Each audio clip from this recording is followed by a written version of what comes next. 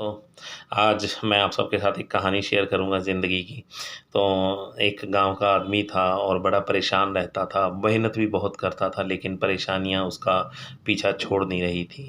तो एक दिन एक संत महात्मा गाँव में आए हुए थे, उनका एक आयोजन था कुछ दिन का, तो वो उनसे मिलने पहुँचा और महात्मा जी से अपनी परेशानी बताई कि मैं इतने दिनों से मेहनत करता जा रहा हूँ लेकिन परेशानियाँ मेरा पीछा ही नहीं छोड़ रही हैं।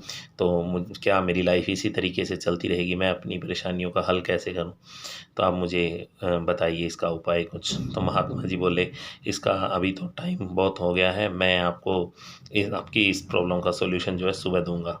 तो महात्मा जी के कहने पे वो रात को वहीं पे आश्रम में रुक गया और महात्मा जी ने उन्हें ड्यूटी लगा दी भी, यहाँ मेरे पास मेरे आश्रम में कुछ ऊँट आए हैं, तो उनको रात को आपने ध्यान रखना है कि वो इधर-उधर जाएँ ना, और जब तक ये सो ना जाएँ, बैठ ना जाएँ, तब तक आप इनका ध्यान रखिएगा और जब ये सो जाएँ तो आप भी सो जाइएगा।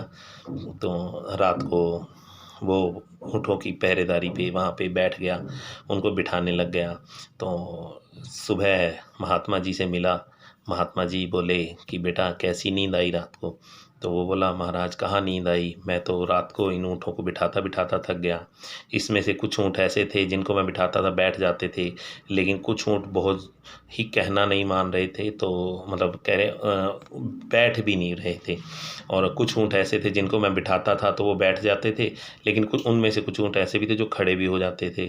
तो इसी कशमकश में रात को मैं सो नहीं पाया, क्योंकि आपने यही कहा था कि जब तक ये सारे ऊँट बैठ ना जाएँ तब तक आप सोएंगे नहीं, तो मैं रात भर सो नहीं पाया। तो महात्मा जी बोले, यही मेरे कल वाले आपके एक प्रश्न का उत्तर था कि परेशानियाँ आपके जीवन में इसी तरीके से चलती रहेंगी।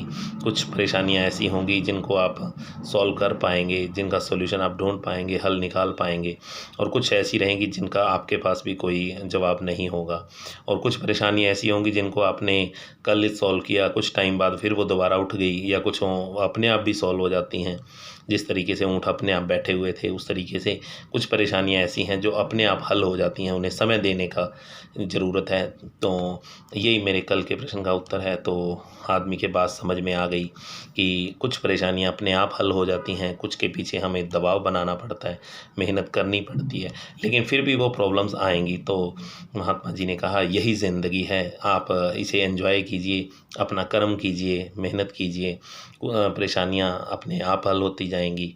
तो ज़िंदगी का सार यही है कि हमारे साथ भी ऐसा ही कुछ रहता है, हर रोज़ प्रॉब्लम आती हैं, उनका सॉल्यूशन हम ढूंढते हैं, और कुछ का प्रॉब्लम हो जाता है सॉल्यूशन, कुछ का नहीं होता है। तो डेफिनेटली दोस्तों, आप एंजॉय कीजिए अपनी लाइफ को, खुशियाँ मनाइए, दोस्तों के साथ, परिवार के साथ मिल के रहिए। कैसी लगी आपको ये कहानी मुझे कमेंट बॉक्स में बताइएगा, और अच्छी लगी तो आपसे शेयर ज़रूर कीजिएगा। थैंक यू, धन्यवाद।